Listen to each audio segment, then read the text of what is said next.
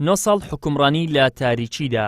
ئەمە ناونیشانی راپۆرتێکی ڕێکخراوێکی کۆمەڵگەی مەدەنیە و ناوەڕۆکی راپۆرتەکەش باز لە 9 ساڵ حکومڕانی هەرێمی کوردستان دەکات بە بێبوونی پرۆژە یاسای بودجە. یەکێ لە کارە هەرە گرنگەکانی پەرلەمانی کوردستان بەڕێبەری گشتی بودجەش کە سەر بە وەزارەتی داراییە دەڵێت ئێمە ساڵی 2020 بۆ ساڵی 2021 پرۆژە یاسای بودجەمان ئامادە کردووە و ناردوومانە بۆ سەرۆکاتی ئەنجومەنی وەزیران.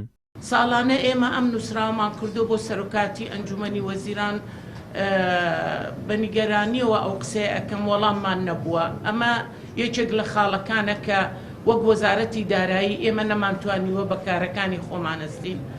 خاڵی دووهەم لێکەوتەی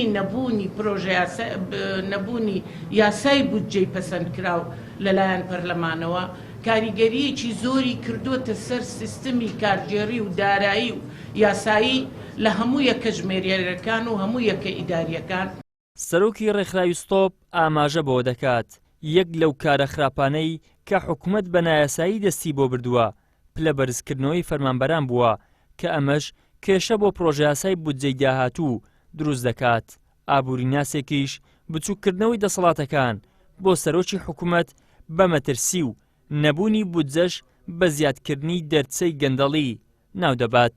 بەداخەوە ینی یەک لەو پاساوانە کە ئێستا دەیهێننەوە کە پێیانوە دەبێتن ئەو کێشە لە بنەڕەتدا چارەسەر بکرێتن کە ماوەی 8 ساڵە پلە بەرزکردنەوە ڕاگیراوە دەبێتن جێگیری بکەن کە پلە بەرزکردنەوە لە بودجە جێگیری بکەن. بەڵام ئەمەش پاساوە گنیە لە بۆ حکوومەتی هەرێمی کوردستان دەتوانێت چارەسەری ئەم کێشەیەش بکاتن لە دوورمەودادا کێشە پلە بەرزکردنەوە. حکومڕانی لە هەرێمی کوردستانە بێ بودجە بووە کە ئەمە نیشاندەرێکی گەورەی پرۆسەی نەبوونی شەفافیەتە لە هەرێمی کوردستان واکرێ بڵێن زیادکردنی دەرەچە و دەرگاکانی گەندەڵیە لە هەرێمی کوردستان. ئێستا ئەوەی کە مامەڵە ئەکە لەگەڵ ئەم دۆسیە لە قۆناغی ڕابردووە بۆ نمونە بینیمانە لێ کاتە سەرۆکی حکوومەت بۆ نمونە وەزیری دارایی وارووا وەزیری سامانەشوکان لەو کابینەیە یەکێک لە دروشمەکان کە زۆر خۆی هاوڵاتی دڵی لە خۆش بوو پێوە پیانوا بوو ئەمە دەرەچە و دەرگایەکی باشە بەداخەوە ئێستا گەشتونێتە مەرحەلەیە قۆناغێکی زۆر مەترسیدارەوەی کە تەنانەت هەموو دەسەڵاتەکان کۆکراوەتەوە لە خودی سەرۆک وەزیران و دەسەڵاتەکان تەنانەت لە خودی وەزیری دارایش کە بینین ئێستا گۆڕان ئەوێ پاشە کشەبکە لە حکوومەت بەشێکی لەوەیە کە ئەڵێ من سەلاحیەتی خەرجکردنم نەماوە پەرلەمان هیچ ڕۆڵێکی نەماوە کە دوو دەسەڵاتە گرنگەکەی لە پرۆژە پەسەندکردنی پرۆژە یاسای بودجە وەروها لە چاودێریکردنی بودجە. تاکو ئێستا سەرچاوەکانی داهات بۆ هەرێم دیاری نەکراوە. حکوومەتیش تا ئێستا خەرجیەکانی دیار نین. بەهۆی کاریگەریەکانی دوو ئیدارەیش بەشێک لە داهاتی خاڵە سنووریەکان ناگەڕێتەوە وەزارەتی دیارایی.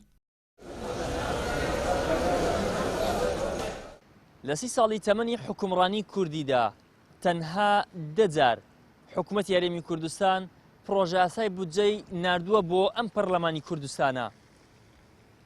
لە دوو کابینە یەک لە دوای یەکیش هیچ پرۆژە یاسایەکی بودجە نەنێردراوە بۆ پەرلەمانی کوردستان. لە ئێستاشدا ترس و نیگەرانی جددی لە ئارادایە لەسەر دوو ئیدارەی دارایی. ئیدریس محەممەد، کەناڵی ئاسمانی پێام، هەولێر.